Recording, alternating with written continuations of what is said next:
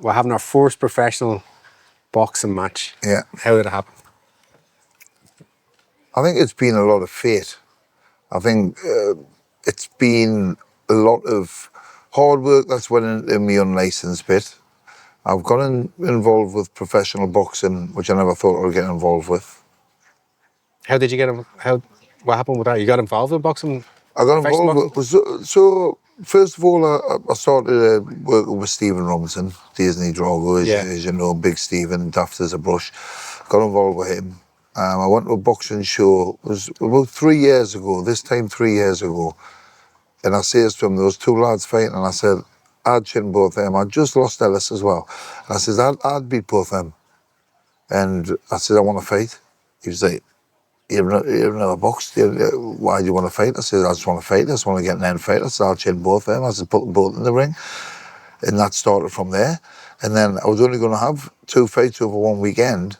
And I was talking to you about it, and we've done some training. That's right. You know, and I was falling over my feet, which I still do. But at the same time, I fall over my feet and I managed to correct myself a little bit quicker than what I used to. But I did go into it with the full intention of just having 2 fights and over 1 weekend and doing something different and doing something to raise awareness for Ellis and fighting in his memory. And at the end of the second fight, I was like, what the fuck's I gonna do now? There was nothing to look forward to. There was nothing to, no goal. I didn't have a goal. I didn't have anything to focus on. And as I said then, that journey wasn't over. And it just progressed from there, and I just carried on fighting and carried on taking fights and carried on fighting others in front of us. And so it ended up with me pursuing and wanting to go down the professional route. Why was that? Because I want Ellis's name to be known all over the world. Because tell me about the underground route, because that's a lot of people don't know what that is. Right? The unlicensed route, it's a little bit better than white collar. Because white collar, you tend to find it's like students and stuff like that, and people having first fights, and just people who work in an office getting in and having white collar. But when it comes to unlicensed, there's some good ex-pros working there. There's some people that can't get a professional license fight in the unlicensed scene, and there's some good boxers in there. Some dog shit as well, you know. And there is. I've seen some good ones. Yeah, there's a lot some of very gypsies good, as well. Yeah, a lot of gypsies in there, you know, and a lot of the gypsies in the unlicensed. The reason why they can't get a license is because of criminal record and stuff in the past, which, you know, the past unfortunately comes back to haunt us at times. And even though the lads who are fighting might have been 10 years ago, what have you, but unfortunately they can't get the full-time license, and they live a lifestyle now that drink, drugs, rock and roll out all weekend, and they can still train on the licensed scene and do a bit and get in the boxing ring. And the technical ability is probably a little bit better than what someone's physical ability, being fitness, is. And yeah, they get out there, and there's some very, very good talented boxers working on the. You look at Fabio Wardley. He had 2 unlicensed fights, then he turned pro. No amateur background, no nothing. Okay. And now he's you know, by default, he's heavyweight champion of the world, you know, because of the belt that Usyk gave up, and he's now heavyweight champion of the world, and he beat Joseph Parker, and he beat him well, and he had 2 unlicensed fights. That's it. Right. Then went into pro, and I've looked at it and I've thought, I want to give that a go. I want to give professional boxing a go. I think it'll suit my style. I'm a very aggressive forward fighter. I'm unconventional, to say the least, and I think with the unlicensed scene, and so you got amateur, you got unlicensed, and you got pro. Amateur, you go into pro. Amateur is very, very different to pro. Unlicensed, very different to pro. The rounds are shorter in unlicensed and only 2-minute rounds, which is for the crowd entertainment because the rings are small. It's only a 16-foot ring. So they're on top of each other. There's nowhere for anybody to go, and you cannot walk around the ring and hide anywhere. Yeah. You've got to be in people's face. With me, I've always trained like I've been a professional boxer. Train every day. I have 1 day off. I eat the right stuff. I don't drink alcohol. I don't take drugs. I keep myself as right as what I possibly can, and I treat myself like a pro boxer. When it's pissing down with rain, not that it is very often here, but the winters, as you know, in Portugal can be rainy and cold and damp. I still get my gear on, I still come out here and I still train. The discipline I've shown throughout my life is then just escalated into the boxing, where I've looked out the window and it's been pissing down the rain and I've been putting my stuff on thinking I don't want to do this, but I get out and do it anyway. And I think that's been the difference with my level of fitness, my attitude towards the game, fighting on, on behalf and in memory of my son Ellis, and I'm patting myself there because I've got his hand tattooed on my shoulder, so I always put my hand there. That gives us the get up and go. Some people, I'm only going to use my age, but some people at my age, their get up and go's got up and fucked off. My get up and go is only just beginning. I've been fighting for 3 years, Colin, and you've been through it every step of the way with us. And during that 3 years, they say you can't teach an old dog new tricks. I'm getting there. The only thing I lack, if I lack anything, I lack the technical ability, because there's only the pads don't hit back. We won't work with the pads. You can teach us moves, but unless I'm doing technical sparring and controlled technical sparring, I'm never going to be able to box properly. So I need to increase the amount of technical sparring that I have, because the bag, I can go for hell for leather on the bag. Yeah. And if I'm fighting 2 minutes, I do 2.5 minutes with a 30-second rest. And I'll do 8 rounds where I'm only doing 4 or 3 or 5. Yeah. So always work harder. So I've got that energy in the tank, so I can go for a full 2 minutes, have a minute rest as opposed to a 30-second rest. I get my breather back and I go again.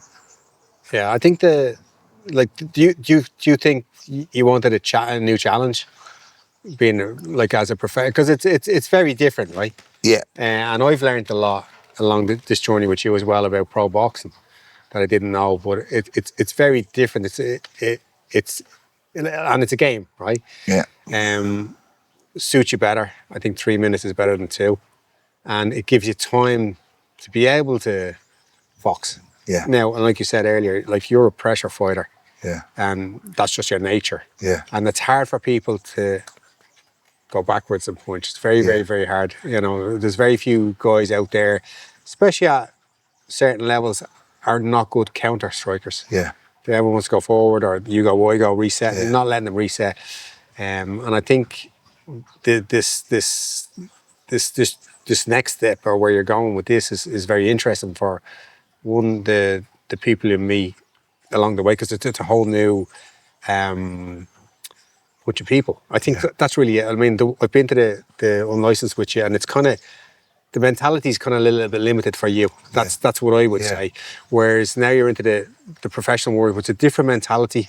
It's a much broader mentality, and I think it'll start one way and end up another way. But I think what you'll gain from it will be much bigger, in a sense where you're going to meet like super interesting people. Yeah. They're trying to do stuff for the masses. And I think it's great. It's great. I think with the going from unlicensed into professional boxing, obviously I've been in the change rooms with professional boxers with Stephen and Harry and Adrian and various different people in the professional ranks. And the way they do things compared to the unlicensed scene, I put myself in a headspace where I've seen Stephen and I've seen Harry and Adrian and different boxers, where they're in a controlled environment with the team. They've got the earphones on. Some people do, some people don't. Some like it loud and a bit bouncy. Some people like to have the earphones. Some people like total quiet. With the unlicensed scene, you're in a room there, it could be 20 people in that room. There's kids walking around. There's women coming in. Everybody's pissed. It's just not my type of environment that I want to get my headspace into. Yeah. I'm going into that ring, and until I get in that ring, I don't switch on, because there's too many distractions going on and too many things going on around. And like I say, I'm trying to put me kegs on and with me shorts and stuff. And you've got women walking past it and saying, "Oh, excuse me," and I'm standing there like sort of half naked. And it's just like, I've loved it. Yeah. I've loved the journey and I've enjoyed every minute of it. It's the Wild Wild West, though, isn't it? It is. It is. I mean, I was warming up and I had the earphones on, and I threw a big overhand. And as I turned and went to throw a left hook, the woman just walked past us, and I very nearly took her head off. And you just think, "Fucking hell, was I doing here?" Like it's like so frustrating at times, but there's an able right to be in there as well. I disagree with the women and kids being in the change rooms where people are getting changed. I don't think that should happen. Yeah. But it is what it is. and I've seen all walks of life go in them changing rooms, and it's been an eye opener. And I feel honoured that I've been asked to fight on so many shows and fight for so many titles, and fortunately I've won. Yeah. You know, I think you were there for the only sort of defeat I got, which was a bad cut to my eye, and the thought I broke my orbital eye socket, and that was through emotion. It was through emotion. I went into that very emotional. And after that fight, I changed the T-shirts that I had, because the last thing I remember going in the ring was looking at Ellis's face on the front of the T-shirt, thinking I shouldn't be fucking doing this for him. And I got in that ring, and I just wanted to fucking kill him. Yeah. And that puts you straight away puts you in a place where you shouldn't be. When you fight with emotion, you're not thinking. There's no strategy. And I just try to take his head off every shot. He was a big, tall guy, 6'6", probably 17 stone. I was probably 15 stone, a couple of stone with a few inches on us. He just leant back and bump, bump, bump, bump, bump, bump. I think that's a very good point, because, and I've had that with a few fighters and people that compete in combat martial arts, which is certain things get in the way of them doing their job. Yeah. So like in there, it's on you, nobody else, to do the job. Yeah. Do you know? And a lot of people get in there and they're either too emotional or they're looking for someone to tell them what to do. Yeah. Do you know? You don't have that problem. The problem is to tell you not what to do. You know. So whereas you just need a clear mind, which is easier said than done, because you're in a ring. It's a you can box in a gym all you want, but once you get in there with your music and the lights and all eyes on you, it's like, I remember there's a guy saying you can cut the grass. It's really easy, but try and do it in front of 5,000 people. Yeah. It's a different thing, you know? So I think when you get in there, it's that thinking nothing, calmness, just do your job, you know, and what you've been working on. Yeah. And then in between the rounds, you can get a little bit of advice and listen, and if someone has something to add to you, great. Yeah. But how was it by chance that you got into the pro ranks? You got your boxing license, or was it something that was a goal? It's been a goal for a little while. I've always thought I would love to do one professional bout to be on BoxRec, so that I can represent Ellis, I can show Herbie, and I've done there, because I think Herbie will go on to be a very, very good boxer and a seasoned pro, and I think he'll be up there in the world, because I really believe he's got the talent for it, you know. And I think I've always known, it's like certain things in life I've always known from being a kid that I was going to do all right out of life, even though there's been a lot of things thrown at us that have knocked us down, but I just keep picking myself back up. I think with this journey I've always known, and I've always believed I'd end up, not necessarily professional, but I'd always end up under the big lights. And I've got this opportunity now, and I've been given this opportunity, applied for my licence, got my licence, and I'm making my debut in 3 weeks' time across in Bosnia, of all places. And then after that, it's in Hamburg in Germany, which is on the 1st of May.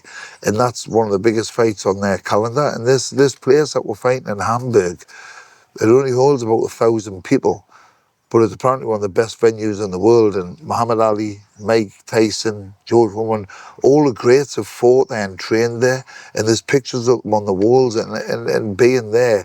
And it's going out live on German TV. And German TV want to do a bit of an interview with us, and they want to talk about, you know, why I'm involved with boxing, about Ellis, so I can tell him. And that's ultimately what I want from this. I want Ellis to be remembered. I want to get to see my granddaughter, and I want the name Ellis Wilson to be known. I don't give a shit about Neil Wilson, or Ellis is the one I called as Willa the Griller, because Willa Griller from Mankan Triller, that's what his nickname is, and that stuck as my fighting name. So he's on with this journey. He's come along with us all along the way on this journey. I believe not the fight gone, the fight before.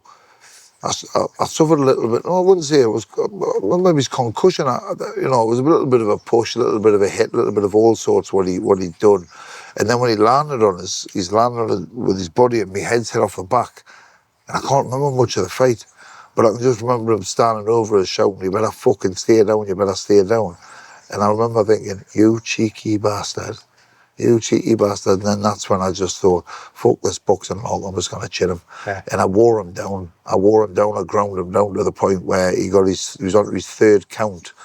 And when in his third count, I asked him to put his hands up, and he shook his head, and he gave up on the corner. Sorry, but you'd have to carry me on a stretcher. You know, there's no point I would ever quit. There's no point I would ever stop throwing. They would have to either stop us or nobody would throw the towel in for me. You know, because I know you've got to protect your fighter, and you know when you're doing me corner, you would protect me as much as you can. But I'd rather get took out there on a stretcher than took out there. And that's probably not a great thing to say, considering what's happened with Ellis, and I've got Mary Grace and Herbie and the other loved ones, my dad and everybody that's watching on. But I've got no quittiness. That's why you need a good cornerman. Sorry? That's why you need a good cornerman. It's why you need a good you know, cornerman. and the cornerman's job is a cornerman's job, and your job is your job. Yeah. Your job is not to quit. Yeah. But the cornerman knows that. Yeah. It's a very, and it has to be, but also that you know that they have your back, so you can go to that edge and jump off because you know the bungee was tied on properly. You know, it's kind of an important thing. Yeah. Whereas I think like there is no quitting you, which is great, but you have to have someone there to keep an eye on you. Yeah, which is the other thing as well, because like at the end of the day, it's a competition. Yeah. You know. No, it is, Colin. Like, I trust you and I trust your judgment. You know how much I think of you, and you know how good of a friendship we've got. And if you would ever throw the towel in, you know, I wouldn't be happy, but I would understand. Of course you wouldn't be. Because listen, I'm not going to say the John Fury there. I'm a fighting man, and I'll fight you twice on a Sunday. But you know what I mean? Like I'm game as they come, and I'm prepared to go to the depth of wherever I need to go. That's a great trait to have. But you also have to have, it's kind of like the trapeze artist and the catcher. Yeah. You know, the only reason she spins upside down with those triple somersaults is because she knows she's going to catch him. Yeah. You know, it's a kind of like it's a balance that comes with time and understanding. You know, but it's really good. The guys can you give me a little bit about the guys in Bosnia, who they are? So the guys in Bosnia, it's actually the vice president of the World Boxing Federation, Ben Balak, whose show it is out in Bosnia, and he's asked us to go. That's the WBF. WBF, sorry, the WBF. So the World Boxing Federation, it's his show that he's having in his hometown. He's from Bosnia. So it's in his hometown, and he's asked me to make my debut on his show, which I feel very honoured and privileged to be a part of as well, because the World Boxing Federation, it's a huge belt to have, it's a huge organisation to be fallen under, and huge, fallen's probably not the right word, I'll not use fallen because I don't want to be fallen anyway, but it's a huge banner to be under, you know, the WBF, and being asked to go on that show is humbling, to say the least, considering, you know, my background isn't in professional sports, so it isn't in professional boxing. It is now, obviously, I'm part of Curtis and 3156, and I'm managing the professional boxers, and I'm helping them, and they come out here at the EJW fight camp. But it's quite amazing that they've listened to my story, they've seen what I'm about, they've obviously watched me YouTube videos and seen that my boxing style and seen that I've got a big heart. And that's what I put it down to. I've got a big heart because I'm not in there fighting for me. I'm fighting there representing Ellis, you know. And yes, I always do. Even when I played football, I would give my heart and soul into the football game, you know. And whatever I do in life, I put my heart and soul into. So this is going to be no different. How did you bump into him, the guy from Bosnia? It was across Ben. Ben and Chris I bumped into. There was a world title fight on over in Helmond in Holland, and Stephen was due to fight. Harry and Adrian were both fighting. So we had 3 fighters on that night. Unfortunately, Stephen's opponent's father died that week, so he had to pull out. So Stephen didn't get to fight. Both Harry and Adrian fought.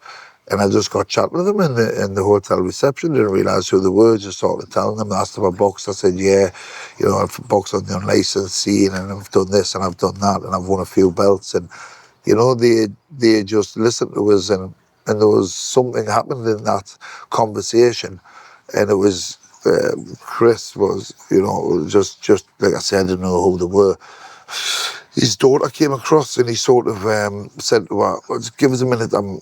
I take that's what he said. He was speaking in German, but I take it, he said that. I was give us a minute, I'm busy talking, and his little girl went away, sort of with her head down.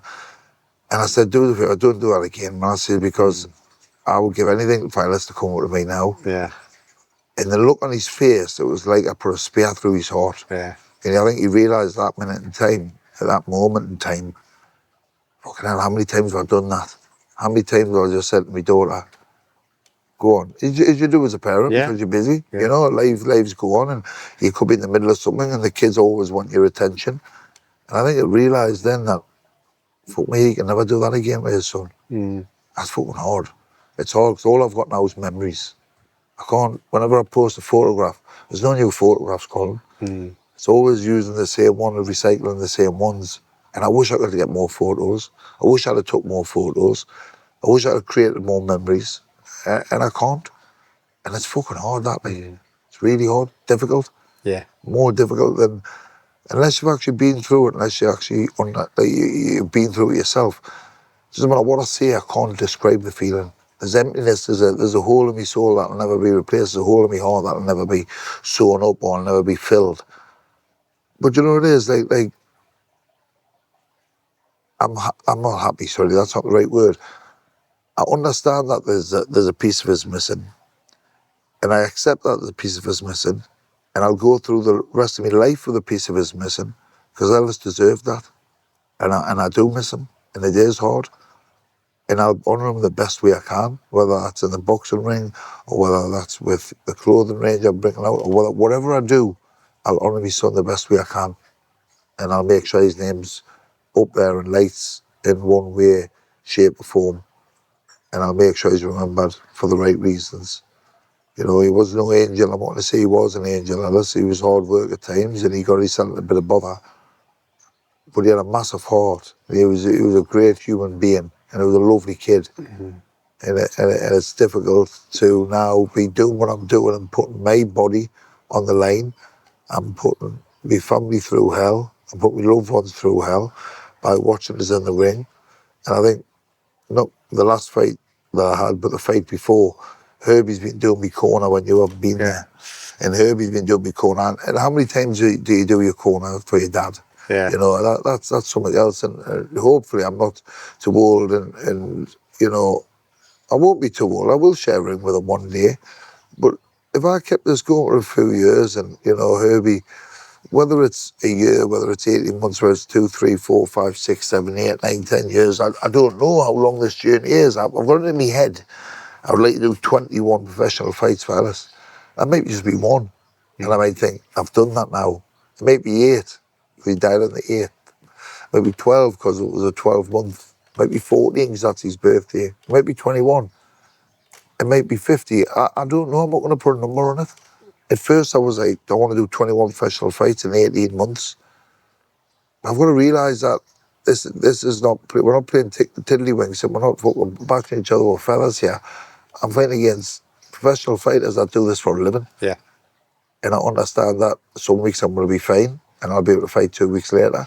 Other times I might need 6, 8 weeks out. Or you might get suspended. Or I'll make it suspended, yeah. You know, anything can happen. So after the discussion we had about you know, why the 21 fights, and is that realistic? No, it's not realistic. Of course it's not, because no path's ever straightforward. There's no straight line from A to Z. You've got to go all through the alphabet to get there. Yeah. And that path that I'm on now could be 1 fight, it could be 10 fights, it could be 14, it could be 21, it could be 50.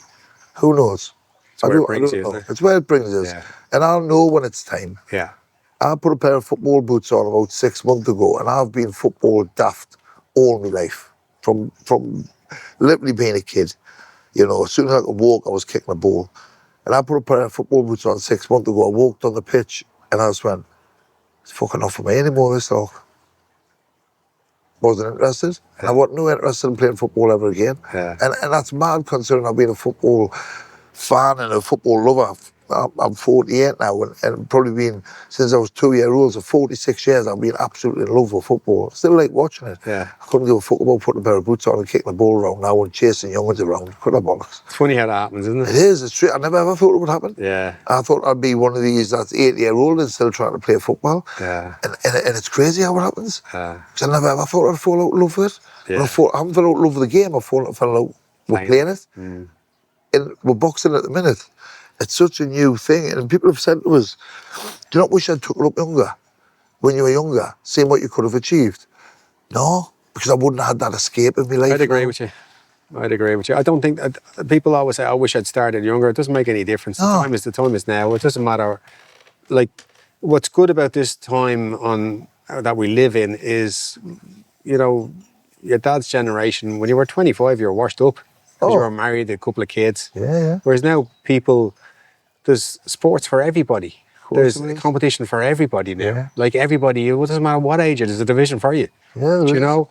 Like, and I think that's great because, I mean, people used to I remember meeting my grandfather when I was a kid, and he was probably like 40. Yeah. But he was an old man. Yeah. Do you know? Yeah. And dressed like an old man, go on about when I was your age, son, and all this shit. Whereas, like, what did you do today? Yeah. Whereas I think the world that we live in now is much more understanding of drive and ambition, and rather than like age. Yeah. Like the same thing. I don't even go with age anymore. I think it's too much of a constraint. If you can do it, you can do it. It's like someone said to me, "You're in great shape for your age." It's like, well, tell me I'm in great shape. Don't put for your age at the end of it. You either are or you're not. You can either do it, or you can't do it like the football. You can either do it or you don't want to do it. Yeah. And if you can box, and you just keep doing it until you don't want to do it no more. Yeah. And I think when you put constraints and all these sort of things on it with a number rather than miles on the clock. Like for me, everybody's got 8 years when you put your foot in the gas. Yeah. So you can be 18, you can be 28, you can be 38, whatever. Yeah. But on that, it's just like pedal to the metal. Yeah. Before the wheels fall off, you've 8 years. And that's like being a full-time, twice a day, hard training athlete, you know. Whereas you can on and off a little bit, you know, and be careful with your energies and be careful with your damage and be careful with your damage and save the hard fights for the hard fights, you know. Like sparring hard shouldn't be a thing anymore. You know how to fight. You've had 20 fights. Yeah. So tech sparring for you is the way to go. Like in Thailand, they don't spar hard. Yeah. They fight every fucking Saturday. What do you want to spar? You know, I don't want to be banged up going in. So a lot of stuff, especially in sports, especially in boxing, especially in all sports, is dogmatic systems that they've done because that's the way it's always been done. Yeah. And I think if you come in with a little different approach, and just make sure that you're first of all in shape and your head's in a good spot, and then you'll know how far you want to go. And like I say, it's the journey. It's not really the destination. It's the people you meet and the journey and for me, I'm just into adventures these days. Yeah. I'm not into winning races or doing stuff. I just want the adventure of doing something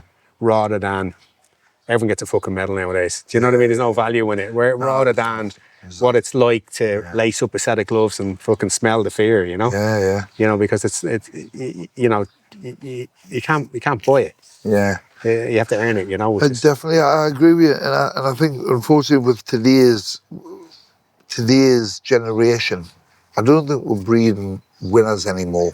We're breeding taking parters, because it's not all about winning, but it's about wanting to win. Because you're not going to win everything you ever do. And like I've always said to the kids, I said it to Ellis, I said it to all the kids, you know, as long as you give your best, I don't care if you come last. I don't care if you fail at school. Just give your best. And if all you can give is your best, then that's all you can give. That's all I ask. Just give it your best. And that's with me in the boxing and football, whatever. I just give my best. And my best's not good enough on that day. And my best's not good enough, but you can't. I'll never ever walk in the change room and say to you, I should have done this, I should have done that, I could have, I tried harder. I would never say that to you. I'll come in and go, I do my best, Colin. You might turn around and say, which you probably will do a lot on this journey, you didn't listen to a word I fucking told you, because we've had that before, you know. But that takes time. It does. What do you expect? I mean, what do you expect? No one walks on the mat as a black belt. No, it takes time. And I tell you what frustrates me with boxing, especially when you've got several people shouting instructions from the corner. The shouting instructions, they're telling you what shots to throw. But the way I look at it is, if you're telling me what shot to throw, You're telling him what shot's fucking coming. Like you're saying, double jabbing and throw the overhand. Yeah. So I'm putting a double jab in and he's just moving off to the side. I'm throwing an overhand, I'm out of position. Well, why? Because you've just fucking told him. Well, like, there's that's why it's a very emotional environment. Yeah. And it's probably harder being in a corner than it is being in there. Yeah. Because you're in there, right? Of course you are. But you're more nervous on the outside than you are in there. Because obviously the nerves are gone and you're just trying to flow, right? And some people are very, very vocal and very, very, very loud. Yeah. And sometimes it's better off keeping quiet and then coming back and then one person talks. Not two or 100%. three. And one or two instructions. Yeah. But it's very hard to do that even for me being in the corner. Everything, like, especially with the environment that you're in, you know, you get dragged along by it. Yeah. But like everything, it's practice. Yeah. You know? I can understand the instructions. Keep your hands up. Work your jab, work your jab. Yeah. Them sort of instructions I don't understand. But when someone's shouting for the double combination to try to knock the kid out, Yeah. it sort of defeats the object. It's like playing chess and telling somebody what move you're going to make next because then I'm going to get checkmate. Do you know what I mean? That's what they're basically doing. Yeah. You know, they're telling them what move they're going to make next. And for me, it's just, somebody shouting to do that, I'll do the exact opposite of what they're doing because, and they'll say you're not listening. Yeah. I'm not listening because, like, I'm 48, I'm not fucking stupid. And if his corner was shouting, double up the jab and come up with an overhand, Yeah. as soon as that double jab come, I knew what the overhand's coming. And I'm not saying I would cover up, I didn't cover up anyway, but I would try to get out of the way of that overhand. Some people do take with a step numbers, back. you know, or codes or all that kind of stuff. But I think in the heat of the moment, it's just the heat of the moment, you know. And like I say, you get in there, you just do your job. Yeah. And you're the one that's looking at it, you're the one that's reading it. Yeah. Nobody else is. Yeah. And you have a very different viewpoint to everybody else. Because, you know, you can feel the guy. Yeah, of whether he's course. nervous, whether he's not nervous, whether he's tired, whether he's not tired. Yeah. Nobody else can. Just you and him. Oh, definitely. This little bond that you're kind of like connected for life after it. In Yeah. a sense where, all right, you had a little bit of a knock. You know, you should walk away with a bond with somebody for life because you've trained for them and they've trained for you. Yeah. You've sacrificed, they've sacrificed for you. Yeah. You've given them, each you've given each other a platform Yeah. for whatever that reason is. Your reason is different to his reason, but both you have a reason for being there. Yeah. And there should be like huge respect afterwards. Even if there's not, like especially with pro, you're all trying to sell tickets and making a bit of it and the pushing and shoving and all that shit. That should all go out the window by the end. Because at the end of the day, it's sport. Yes. You know, and I think it's like the value of sport is it shows people how to kind of like what you can achieve by just hard work and graft. Yeah. And like you're a great example of that. And I think for what you said there earlier was like that guy learned a lesson with you about he probably will never push his daughter away again. Yeah. No, You know, definitely and I think that's a huge lesson for him, even though it's very subtle and it's like Yeah. he's It's aware. hit home. Yeah. It's hit home. Yeah. Without And even doubt. with like, the fact that like people after seeing you and hearing your story will take that time to see what they have in life Yeah. with their kids and that they don't really spend much time with, or they're on their phone, or Yeah. they don't spend as much time as they are giving their kids phones, and maybe just have that little bit more moments to enjoy what they actually have and say. And I Definitely. think that's really like the value in it, you know. Without a doubt, it's, if anything I can give to anybody, it's spend that little bit of time that you wouldn't normally spend doing something that is really, on the grand scheme of things, pointless exercise. Spend it just 5 minutes cuddling in, spend a bit of reading them a book, doing something like that. Because them 5 minutes, I can never get them 5 minutes back again. And I would do it all different again. I used to take Ellis to football. He used to be standing on the side of a football pitch watching us play football in the freezing cold. Where would you rather be? Would you rather be there? I'd rather be at Giant's Den, jumping through the play den and running about and having a great time, and or down the woods or doing anything. Yeah. But now he was stood on the side of a football pitch watching us. It was pissing down rain, as a kid, and you can't change. And unfortunately, I think everybody goes through life with things that they would like to change, but you can't change it. No. And it's like that serenity prayer that I go by for the Alcoholics Anonymous. God grant me the serenity to accept the things I cannot change, courage to change the things I can, and wisdom to know the difference. I can't change what I've done. I can change what's in the future, and I can choose to be a different person. And I try to be a better person every day than what I was yesterday. So I'm trying to do better today than what I was yesterday. I'll never reach that goal, because that's always a goal that's the next day I'm going to try to be better, and I'm going to do the next right thing. And I'm going to treat somebody better. Be nice to somebody, just them little goals that I have each day for myself, for personal growth as well. is important and it's valuable. There's a lot of value in that. Yeah. You know, there's a lot of value in that. Yeah. There is. Great. Thank you. Brilliant. Thank you. Brilliant. Thank you.